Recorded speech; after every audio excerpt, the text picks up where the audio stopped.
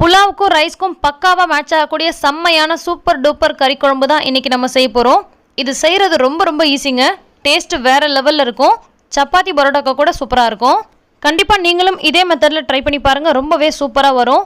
ரொம்பவே டேஸ்டான இந்த ரெசிபியை எப்படி செய்கிறதுன்னு பார்க்கலாம் வாங்க. அஸ்ஸலாமு அலைக்கும், வெல்கம் டு ஆஸ் தமிழ். நான் உங்கள் சாய்ரா ஆஷிக். ஃபஸ்ட்டு இது செய்கிறதுக்கு தேவையான ஃப்ரெஷ் மசாலா ரெடி பண்ணிக்கலாம்.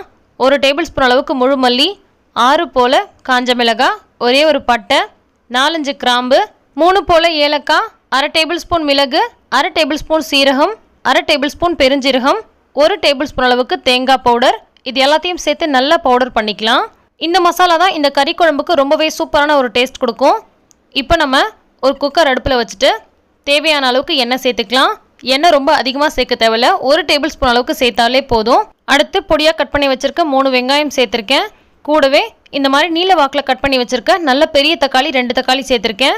கூடவே 2 டேபிள் ஸ்பூன் அளவுக்கு இஞ்சி பூண்டு விழுது சேர்த்துருக்கேன். இது எதையுமே நம்ம வதக்க தேவையில்ல, அப்படியே எல்லாத்தையும் போட்டுடலாம். கூடவே 2 பச்சை மிளகாயை இந்த மாதிரி சின்னதாக உடச்சி விட்டு சேர்த்துருக்கேன். 1/2 டீஸ்பூன் அளவுக்கு மிளகாய் பொடி சேர்த்துருக்கேன். அடுத்து 1/4 டீஸ்பூன் அளவுக்கு மஞ்சள் பொடி சேர்த்துக்கலாம். அடுத்து நம்ம ஃப்ரெஷ்ஷாக அரைச்சி வச்சுருக்க மசாலா பொடி இது கூட சேர்த்துக்கலாம். மசாலா பொடி ஒரு 5 டேபிள் ஸ்பூன் அளவுக்கு சேர்த்துக்கலாம். இது தவிர்த்து நம்ம வேறு எந்த மசாலாவுமே சேர்க்க தேவையில்ல, இதுவே போதும்.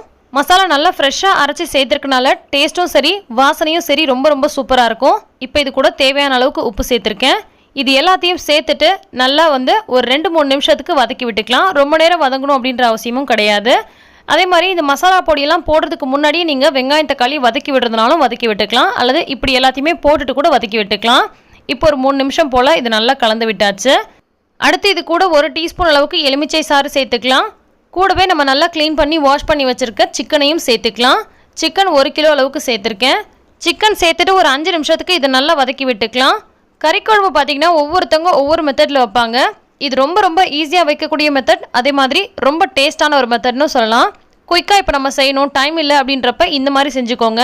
அவ்வளோ ஈஸியாக செய்யலாம். அதே மாதிரி ரொம்ப டேஸ்ட்டாக இருக்கும். கண்டிப்பாக நீங்கள் ஒன்ஸ் ட்ரை பண்ணி பாருங்கள்.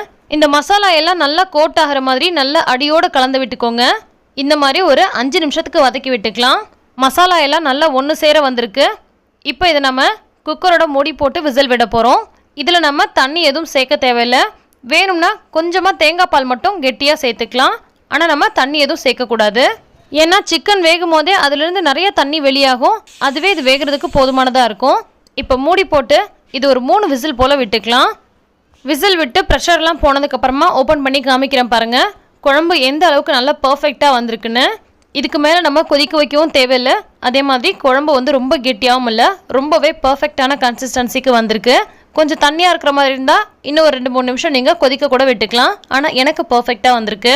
நம்ம கொஞ்சம் கூட தண்ணி சேர்க்கவே இல்லை, அதுக்கே எப்படி வந்திருக்கு பாருங்கள். ஸோ இந்த மாதிரி செய்யும்போது கொஞ்சம் கூட தண்ணி சேர்க்காதீங்க. நான் புலாவ் செய்யும் போது இந்த கிரேவி அடிக்கடி செய்வேன்.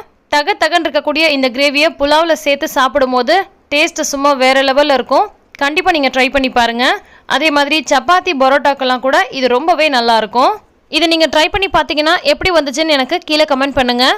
இந்த ரெசிபி உங்கள் எல்லாருக்குமே ரொம்ப பிடிச்சிருக்கும்னு நினைக்கிறேன். பிடிச்சிருந்தா லைக் பண்ணுங்கள், மற்றவங்களுக்கும் ஷேர் பண்ணுங்கள். இன்னும் பல சூப்பரான டிப்ஸ் அண்ட் ரெசிபிஸ் உடனுக்குடன் தெரிஞ்சுக்க ஆஸ் தமிழ் சேனலை சப்ஸ்கிரைப் பண்ணுங்கள். எல்லா புகழும் இறைவனுக்கே. நன்றி.